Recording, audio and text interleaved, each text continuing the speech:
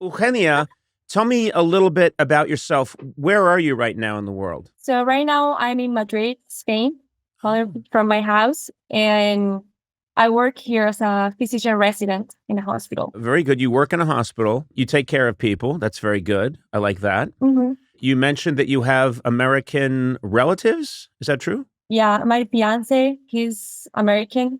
He's Irish American, Sean Dempsey. Pretty Irish I like how your American. accent dropped on that. Wait, your fiance is Irish American and his name is Sean Dempsey.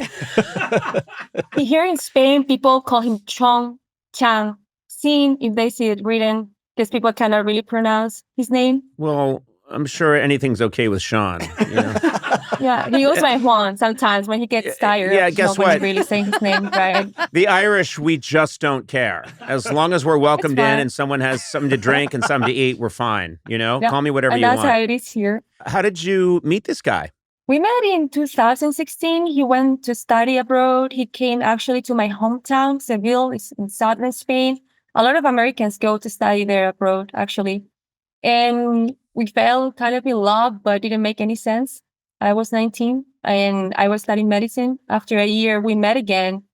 And that's how we decided, like, if in 1 year we couldn't meet anyone that fit that. Well, I don't think it's that. trying. Okay, Eugenia, I don't think it's that you couldn't meet anyone. I just think he was the special one. He was the one. He was the one. I don't think you should go around telling him. It's fine. I waited, and when no one came along. You'll do. You'll do. He's fine. He's got used to the Spanish way of being in a relationship with a Spanish woman, so he's fine. What are the differences, say, between a Spanish woman and an Irish Catholic guy? What's the biggest difference between you? How have you had to change him? That's tough because I think we actually have a lot of things in common, like Southern Spanish people and Irish people. But probably like the drinking culture sounds weird, but like we can start drinking at 12 in the noon, like 12 p.m.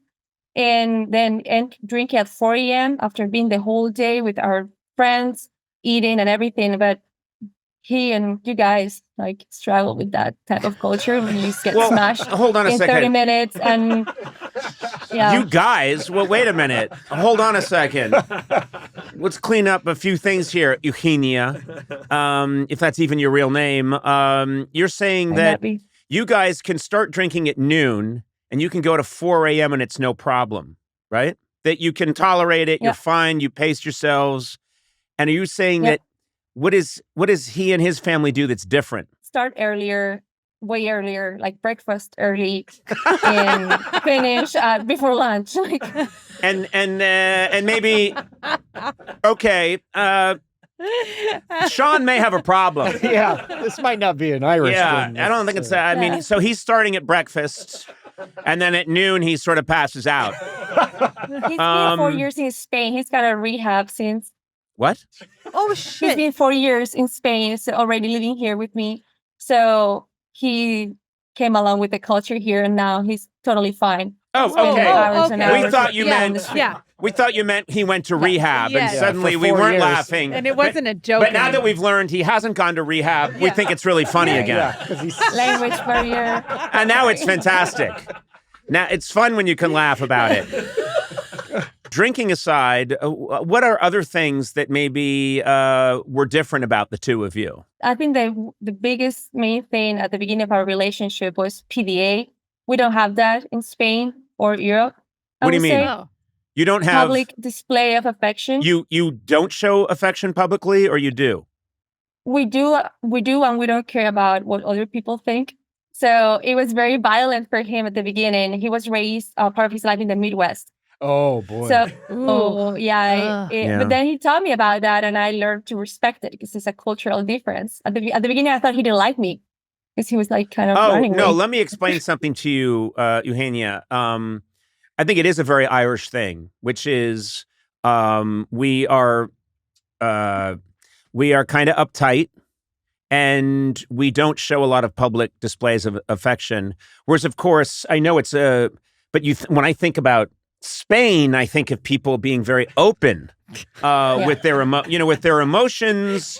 And so you don't even know what to do with your hands right now. Oh, you want me to simulate? You want to No, I don't okay want then. But I think then that shut you're up! Trying to find the word. You can't even do private displays of affection. He's speaking Spanish. He's kind of flamenco-ish. Eugenia, dancing a little bit. Eugenia, let me explain something to you. I've been married for 21 years, and my wife has never seen me naked. Never. When I take a shower, I'm wearing a business suit. But this is her choice, though, right? That she saw me once, and she said, "I demand that you wear a 5-piece suit." I didn't even know what a 5-piece suit was. But Eugenia, there is a difference, which is we're more repressed, and I think. But I've learned. I'm heavily medicated. I also drink a lot, and I live now in Southern California. And I've changed a little bit, and I think I could talk to Sean, and I could help him with his fear of public displays of affection, because you're a very beautiful woman. I think he should be able to embrace you openly. What is that? You are so awkward. Oh my God, it's like you're holding a tuba. So awkward. Well, listen, I'm assuming she's wearing a parka. Yeah, It's cold. Sometimes it gets cold. Is it a hug? Are you hugging? What are you doing the with your Heimlich? hands? I'm sorry, I don't know how to act this out. my God. Eugenia, Oh my God. I'm going to How talk big to... do you think I am? No. You're a very beautiful woman. I don't want to put, even on your imaginary self, I don't want to get too close because of, I think that's, the whole Me Too thing. So I'm being I'm showing, even in an imaginary way, I'm showing a lot of respect and distance. A little space. I'm giving you your thank space. But anyway. Premarital counseling will be good for Sean, I think. Maybe you could show him a little bit the ways. What? You want he me would to show you? You want me to show Sean, give him some premarital counseling on how to be more affectionate in public? No. Maybe it could be a two-way kind of relation where maybe your wife will be also happy that he tells you some tips about it, since you're also struggling. No. So, Listen, we're not getting my wife involved in this, okay? And it's not a two-way if my wife's involved. Listen, Eugenia, I feel for Sean because I know what he's going through. We are an uptight people. And so let me just, what you're saying is, and I'd like you to actually say this, do you think that I could come and help Sean with his public display of affection issues? I think you'd be very helpful with Sean and his public display of affection issues. I do. You think I could maybe help him and coax him to be a little more of a Latin lover, so to speak? Like a coach, like a kind of a coaching. Eduardo's laughing really hard right That's okay. I'm getting what I need to get. Do you what just we're need doing. someone that can speak the dead language of Latin? No, I know exactly what I'm doing, and I won't be pulled off track Okay. by you idiots. So when is this wedding taking place? It's March 15th next year in Seville. I'd very much like to be at that wedding. Oh, boy. You will be very welcome. I don't know what your wedding planner skills are, but I really need help with my Irish American guests over 30 to navigate the Spanish drinking culture, and also Sean's fear of displaying affection in our own wedding. Okay, this is what I'm going to say. I would happily help plan your wedding. Okay, I would do that. I would plan your wedding. My only recommendation is that the Irish Americans are restrained in their seats, and that no alcohol is anywhere near them. And all the Spanish people can drink as much as they want, but not a drop for these Irish bastards. Not a drop. Oh,